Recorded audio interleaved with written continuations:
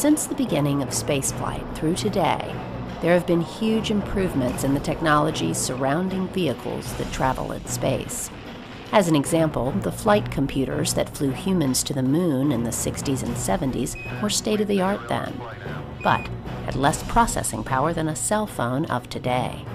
In the more than 40 years since Apollo, there have been enormous changes in every aspect of spaceflight, not the least of which is in the fields of power and propulsion. Main engine ignition. 4, 3. Often these fields get overshadowed by flashy mission hardware and instruments, but without these core elements in place, no mission would ever make it off the ground. Because power and propulsion are so important, NASA's Space Technology Mission Directorate is taking steps to continue improving our understanding by ensuring that next-generation technologies will work as expected and help move us past our current methods of travel. They have broken power and propulsion up into two major categories. The first is in the field called in-space propulsion, which refers to the development and testing of different types of thrusters that are used in space. While the second area is called space power, which studies how power is generated on orbit, such as solar arrays, for example, and also how we store energy with batteries and fuel cells. To understand what future missions will be like, we first have to look at the space environment and how missions of the past have worked. Because of Earth's gravity and atmospheric conditions, we still need those big, powerful rocket engines that burn chemical propellant to get us into space. Once in space, current missions and those of the past mix an oxidizer with the chemical propellant for a short but powerful push toward the given destination. This burn lasts only a few minutes, then shuts down.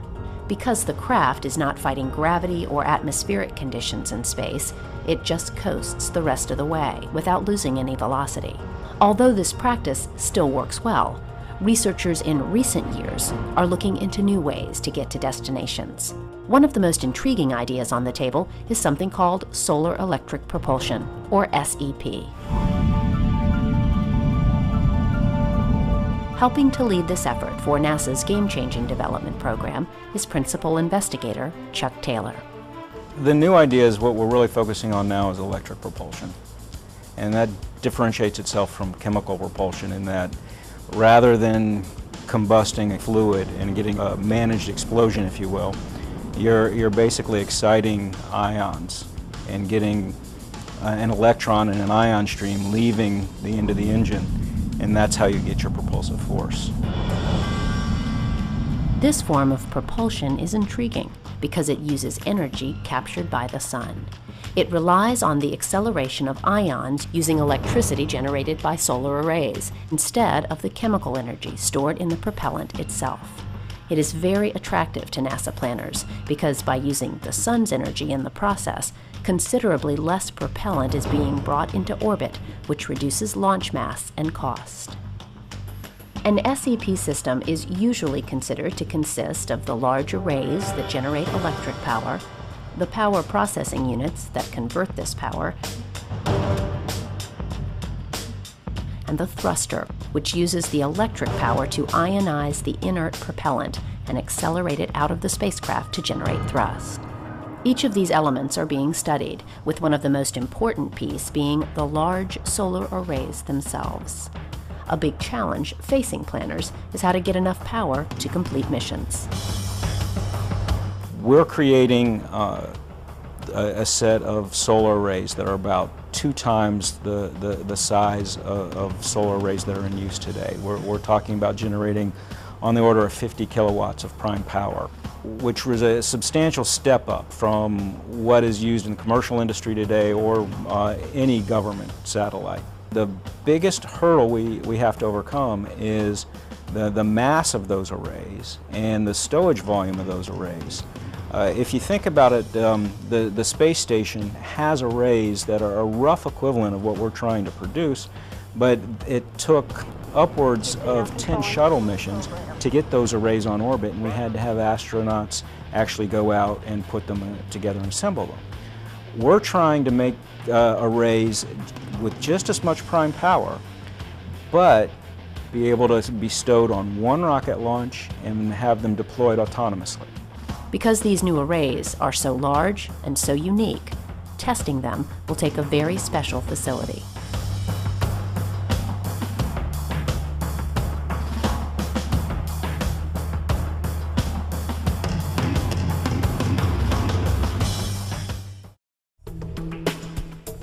Just outside of Sandusky, Ohio, is one of the most important testing chambers in the world. Called Plum Brook Station, this NASA facility is home to the world's largest space environment simulation chamber.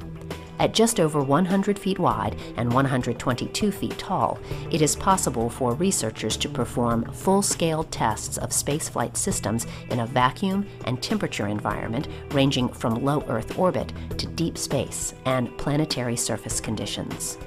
You may have seen this facility before if you saw the first Avengers film. But the real-world applications that NASA is developing here have the potential to be more revolutionary for future space missions than anything Hollywood could think up. NASA's Carolyn Mercer walks us through the facility to explain how next-gen solar arrays will be tested. This is the Space Power Facility at NASA's Plum Brook Station. It is the world's largest vacuum chamber, and we are going to bring one of our solar arrays right in here to determine whether or not it really is going to be able to autonomously deploy in the conditions that simulate space, namely a vacuum and hot and cold temperatures. Just like a tall ship, we have masts that are going to be used to hold our cryo shroud and booms and spreader bars to attach to the vacuum chamber here. The cryo shroud itself is called that because it is going to be cryogenically cooled to get us to minus 60 degrees Celsius and then warmed up to plus 60 degrees Celsius. This cryo shroud is big. It's 40 feet in diameter and 40 feet high, but it's big enough to hold our about 30-foot diameter solar array wings. As Carolyn mentioned, NASA will be testing these new 30-foot solar arrays in this facility. Of course, solar arrays in space are not new, having been used for decades to power spacecraft. But if we are to move past low Earth orbit and into deeper space, new technologies like improved solar arrays will need to come online. Solar arrays are flying right now. Commercial satellites are flying solar arrays. And the International Space Station flies solar arrays as well. For comparison, the new arrays that we're building right now are going to be about 20 kilowatts of power. They'll provide about 20 kilowatts of electrical power. And they're about 100 meters squared in size. So for comparison, for a single solar array wing on the space station, you'll get about half again as much power, so about 30 kilowatts, but it's 3 times bigger, much larger area. And for a commercial satellite using solar arrays, the state-of-the-art is about half the power, about 10 kilowatts. But the important thing is that the state-of-the-art uses rigid panel construction, we call it. So the solar cells themselves are fixed onto like a honeycomb structure. We're not doing that anymore. We have this really novel, flexible blanket technology, so that combined with high-efficiency cells and lightweight structures, we can get very large arrays.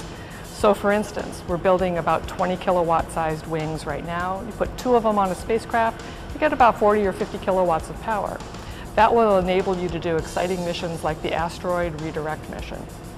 The very same design can be scaled up to, let's say, 250 or 300 kilowatts, and that would allow us to send people out to an asteroid. And then the same technology can be scaled up yet again to maybe 800 kilowatts, and we can send people to Mars. So I'm really excited about this technology because it is the stepping stone for how we're going to explore space differently. And this matters a lot because solar electric propulsion, for which these wings are, we're developing, it's a much more economical way to explore deep space with people. The solar arrays address the solar and electric part of SEP. But what about the propulsion? Here at NASA Glenn, researchers are working on new thrusters that will work in concert with the arrays to power these new devices. Thrusters like these use the electricity captured by the arrays to ionize the fuel, which in this case is xenon, to produce the thrust that pushes the craft forward. Although this technology has been around for decades, the more than 200 satellites already using them only have very small thrusters. NASA needs much larger devices to move us further into space, so there is a big push to build these devices. Here we have a 12 kilowatt Hall thruster. Hall thruster technology is also being invested in by Game Changing to provide high fuel efficiency, higher power, higher thrust capabilities for in-space propulsion. So this is about the same size as the thruster that's being developed within the Space Technology Mission Directorate, a little bit larger in size. The improvements that we're trying to make by studying these devices is increasing lifetime, an order of magnitude, increasing power, and increasing the exhaust velocity of the ions. That exhaust velocity is a higher specific impulse, and it provides better fuel economy essentially. And what we're trying to do here under the Game Changing is really push on three critical areas. The power level, so 2 or 3 times the current state-of-the-art power level. Higher exhaust velocity, 50% higher exhaust velocity results in higher fuel efficiency. And 3 or 4x the operational lifetime. So geostationary ComSats, they have lifetimes for the spacecraft on the order of 10 to 15 years. And that results in a 10,000 hour or so lifetime requirement for station keeping for the thruster. What we're talking about is a thruster that can last 40 or 50,000 hours of operation, so multiple years of operation. But the thrust is tiny on these types of craft, about the equivalent of the weight of a coin resting on a table. But a major benefit is how long they can burn. Instead of the quick and powerful burn for a few minutes like a chemical rocket, these ion thrusters can burn for thousands of hours, which allows that tiny amount of thrust to build up into speeds needed for deep space missions. But solar electric propulsion can also be used closer to Earth as well. Researchers believe that solar electric propulsion can be used as a type of space tug that can take satellites launched at low altitudes and bring them to higher altitudes, potentially saving millions of dollars in propellant costs. Many believe that solar electric propulsion may also be a viable way to service satellites and remove dead satellites as well. Satellites are a big industry right now, and when they decay and they are no longer of service, it's you can't just call someone up and have them go out there and service. It's a big deal. Send something into space to fix one, but if you fix it, it can generate a lot of revenue to the companies. So solar electric propulsion is one mechanism we can use to get there and potentially service. So that's another mission concept. But it also can get rid of the broken down satellites that are cluttering up our orbits, what we call our space debris problem. So there are a multitude of commercial applications in and around Earth for solar electric propulsion. As SEP technology gets larger and larger, researchers also see a need for thrusters to get even smaller. With that thought, NASA researchers have been working on thrusters generically called microthrusters that can make small but precise maneuvers. We're working with microelectric spray thrusters. Those are basically the size of a sugar cube.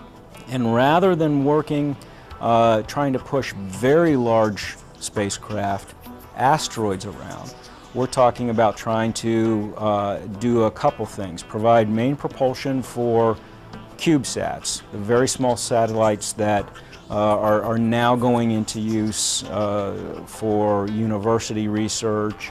Other government agencies are using them for various purposes. And to date, they've been launched without propulsion.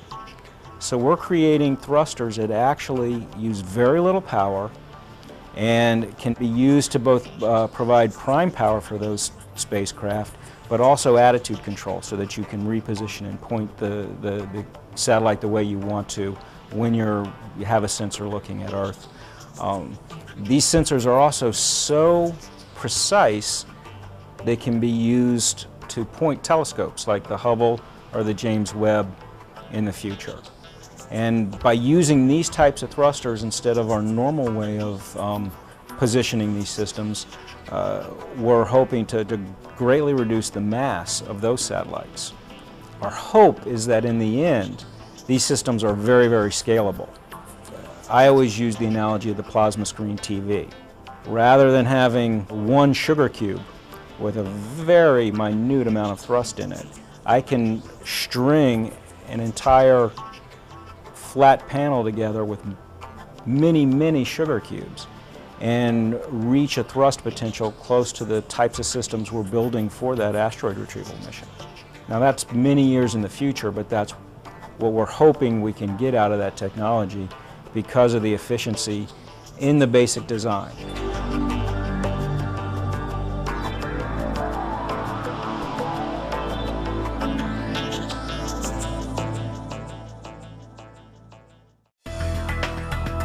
So far, we've seen really innovative designs for spacecraft solar arrays and thrusters.